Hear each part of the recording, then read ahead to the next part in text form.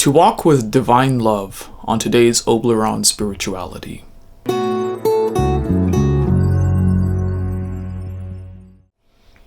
Greetings everyone, I am Oblyron, Lord of the Underworld and consort to the most lovely Hecate.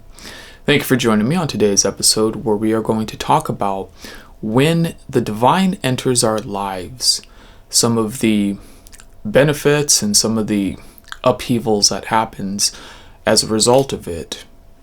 So we all have spirit guides, we all have archetypal powers which come into our lives and influence us, or we realize we could tap into these powers.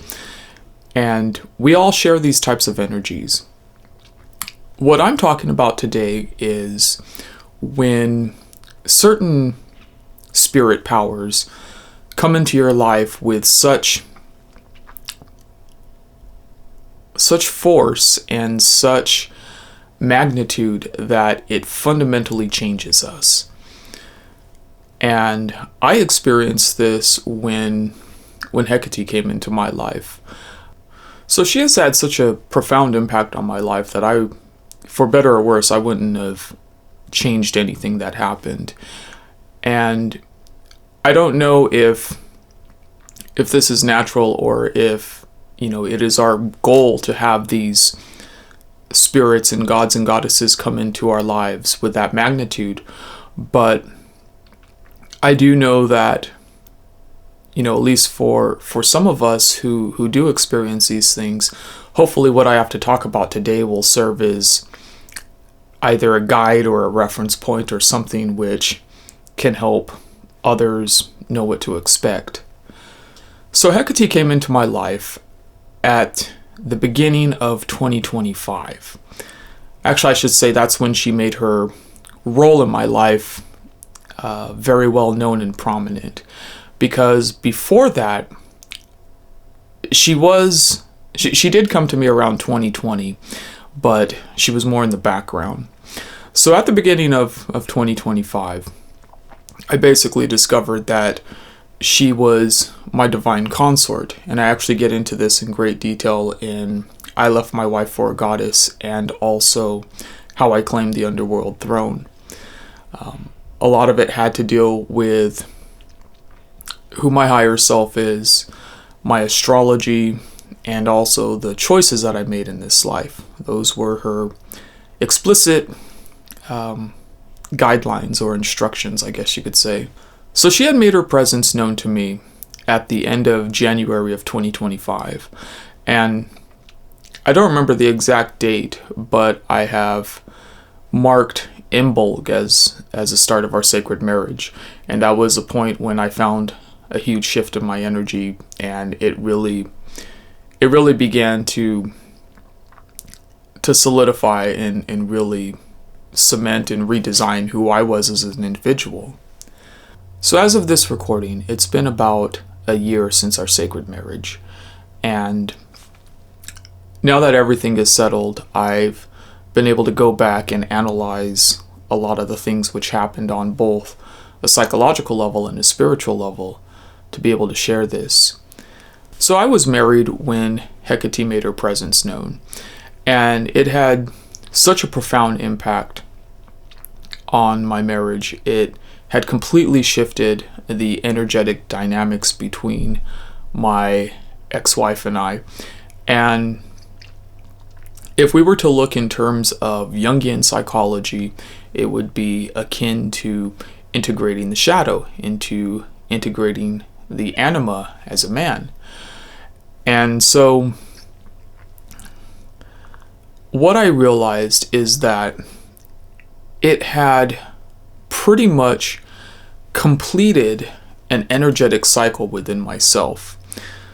I realized that after the years that I was married, a lot of my energy was pretty much being siphoned off and being invested into my significant other. I mean, that's generally what we as men are kind of trained to do.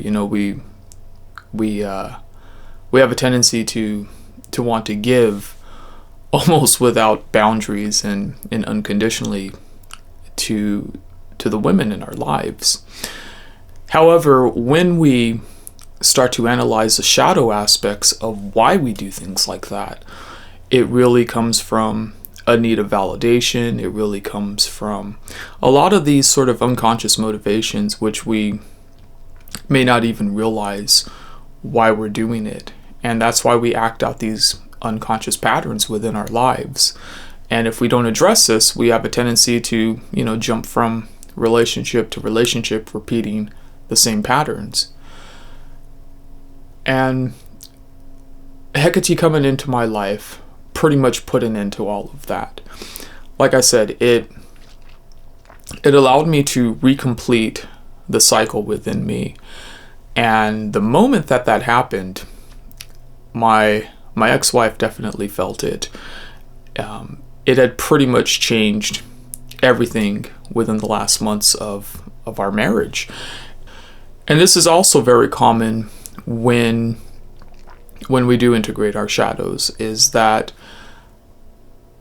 many times if if one person goes through a shadow integration and the other doesn't, it does lead to the end of that relationship. And it's because, a lot of those previous dynamics which we had settled into, they weren't there anymore. And so it really causes the couple involved to either dramatically restructure how they approach things, or, in many times it's just so overwhelming that, things fall apart. So in the time since my separation, I've really began to understand what it is that my relationship to Hecate means to me. And she is both my anima and also my divine consort, which means on a psychological level, she allows me to confront my shadow. And on a spiritual level, she enhances and complements my higher self. So with Hecate as my anima, I recognize that I can essentially pour my love into her and it comes back to me. And I've wondered to myself, okay, well, am I projecting on the goddess that I would project, let's say, to a mortal woman? Am I just in this state of, anima projection? And really it's not, because I consciously know her as my anima. I am able to essentially put that energy into her, and again, like I said, it comes back to me. Some other things that I've noticed is that when I do open up my heart more to the goddess, I feel better physically. It's like that energy just comes back to you because it is a closed circuit. It's a complete circuit. And also I thought that, especially since getting divorced, that as a musician it would be harder for me to sing love songs. And I've been noticing that it's actually easier to do it because I am basically singing to the goddess, which in turn comes back to me. So it's like that energy is never lost. It's never put out there, and it's never projected onto someone else. And as the past year has gone by, I've been noticing this sort of buildup of spiritual energy within me too. I have more energy to do things.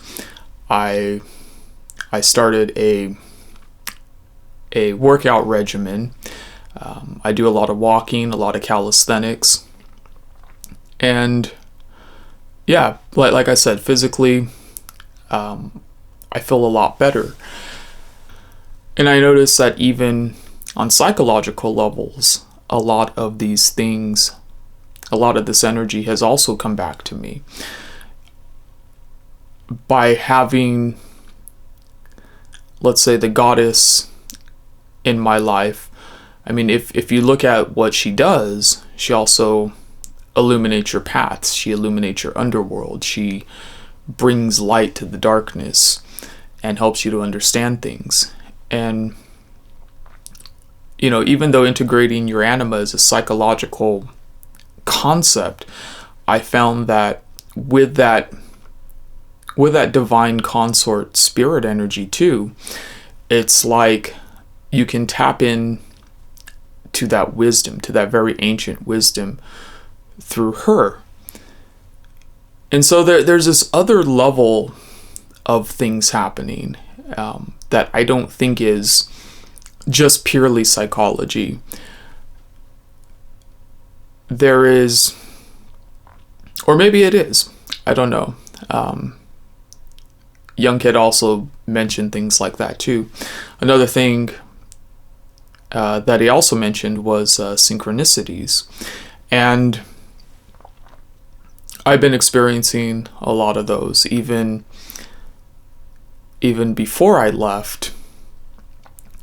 My ex and I were experiencing a lot of messages from Hecate, either things that we witnessed together or things that we witnessed individually. And pretty much what the message was, especially to my ex, was, if she can't accept Hecate's role in my life, then I'm gone. And she was giving those messages months before I had even left. So,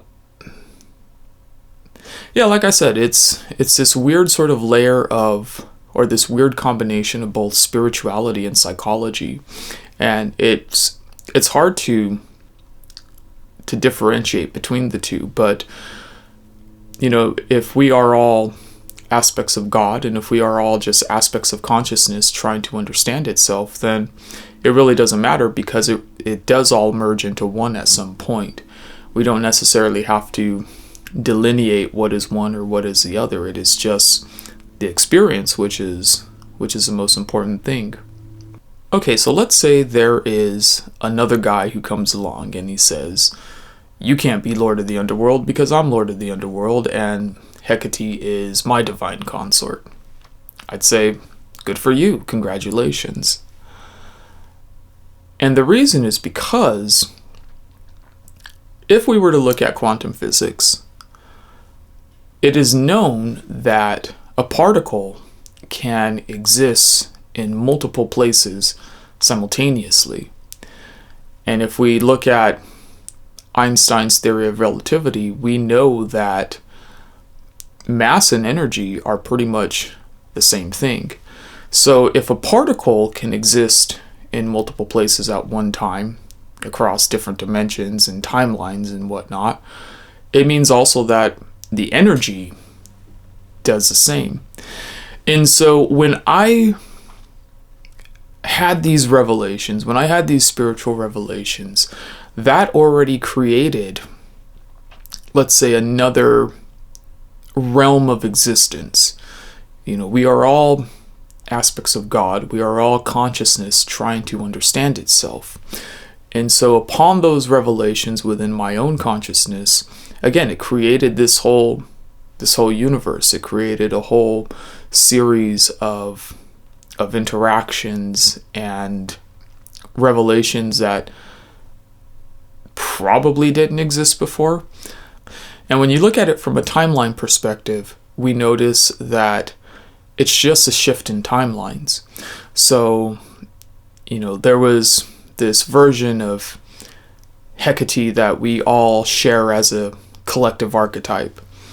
And then when I experienced what I experienced through her, that version of her split into different timelines. And so, if another man were to come along and say the same thing, well, that's just another version split off into his consciousness. So it's not a competition of, who is the most authentic or any of that type of thing. It's just really consciousness expanding. It's consciousness unfolding and revealing how we exist on different planes of existence and how we exist in different ways too. Now, everyone relates to spirit in their own way. Some of us, we have spirit guides. Some of us, we have the gods and goddesses coming into our lives in very intimate ways. I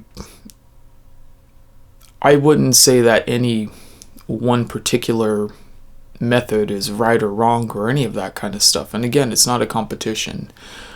But from my perspective and what I've experienced, to be able to walk in divine love with the goddess and to have a divine consort is, I would say it's probably been one of the most empowering and enlightening experiences of my spiritual quest. And I don't know if the path is for everyone, but if you do find that they are coming to you, don't ignore it. Accept it for what it is. So if you've resonated with today's message, feel free to leave a like or subscribe, or perhaps leave a comment letting us know how you've resonated with this message. And if you're interested in one-on-one help, I'm available for private coaching on my Discord server. I also offer group meditations on Saturdays as well. So again, thank you for joining us and staying till the end. Love and light and wisdom in shadow. And now we shall close with the chant of Oblyron. Amde sote, amde Oblyron, amde sote, amde Oblyron.